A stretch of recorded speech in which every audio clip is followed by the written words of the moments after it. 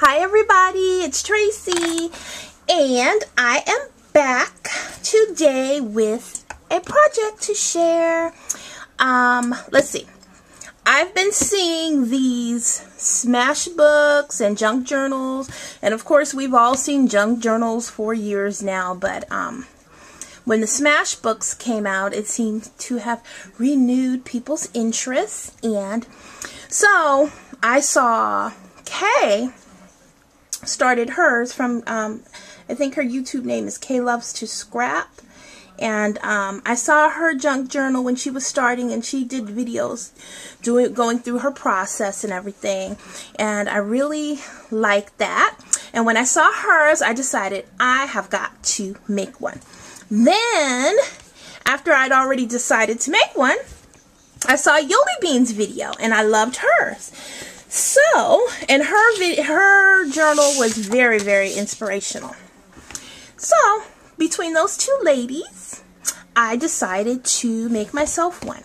And yesterday, I just happened to be at one of my local scrapbooking stores, and I saw the smash journals.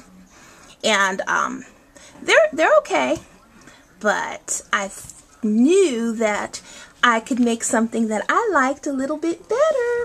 But what I did buy, though, is this. It's a smash stamp.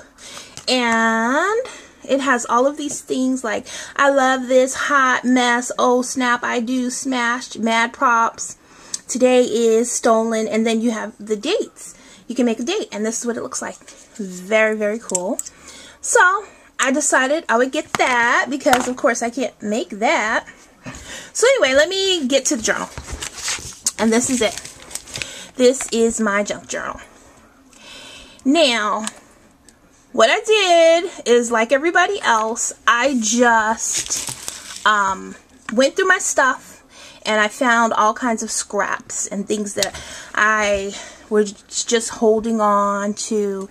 And I found a lot of stamps, especially that I had never used. And I found stuff, I just found stuff that I forgot I had. So what I did is, this journal measures 9 by 8.5. So it's pretty big. And this is a acrylic butterfly. And this was not in my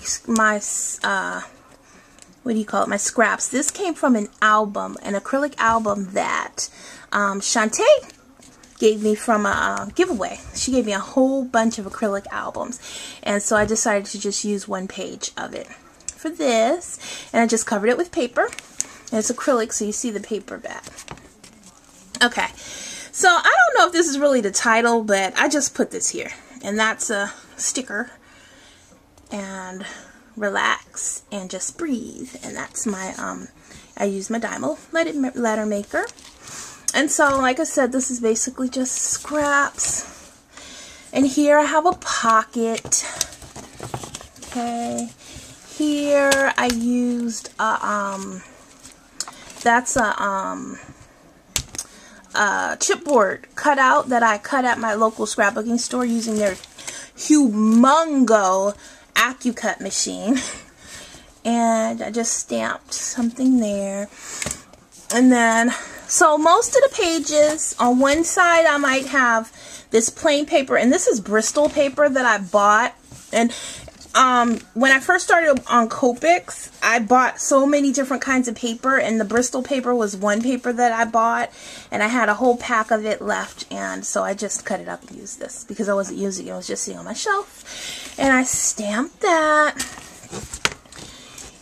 and then, and I left a lot of pages blank so that I will, as I'm journaling, I'll stamp or whatever I'm going to do. So I guess it's kind of like a junk journal, art journal kind of thing. This I just stamped out with some Distress inks and a Tim Holtz stamp to get that look.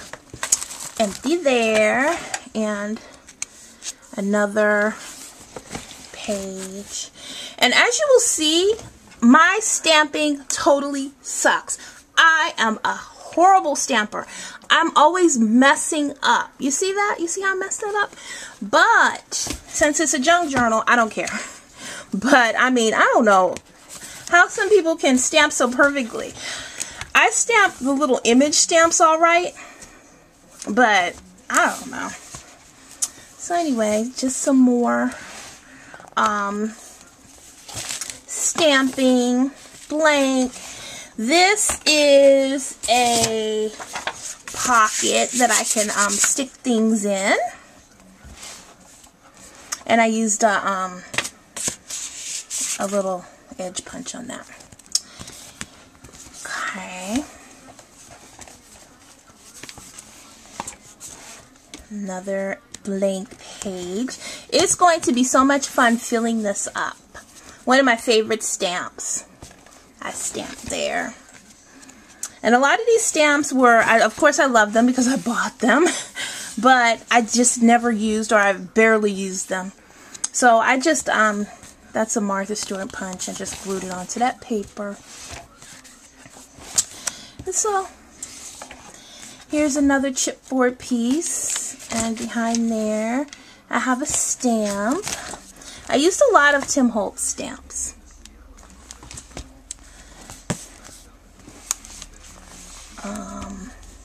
Oh, this is a bag that I somewhat covered, and I did make some little plain pages that's in there that I can write on the back of.